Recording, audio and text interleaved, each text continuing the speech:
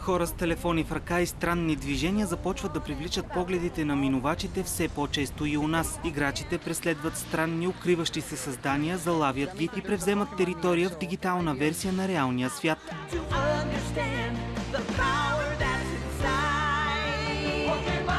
Приложението е базирано на анимационното филмче Покемон, излязло по екраните преди повече от 20 години. Николай и Теодор също са фенове на играта. Лично моята майка по принцип и тя играе играта. Така. И тя по принцип, като ви казах, беше много ентусиазирана, защото по принцип не одобря много да си стоя в нас и да играя на компютъра.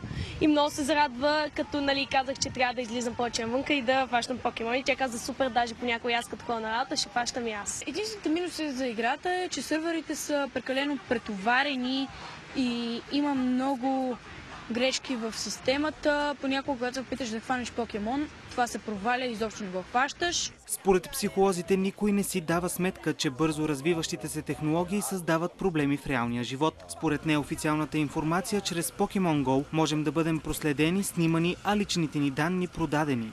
Страшното е, че подобни стратегии за въвеждане на нещо в културата ни винаги разчитат на ония психични механизми, които не са подчинени на съзнанието. Вече са докладвани няколко случая за нахлуване на играчи в частна собственост, както и за ранени играчи при пътни инциденти заради разсеяност. Паднах в канавка. Действителност, точно защото бях запазил в телефона.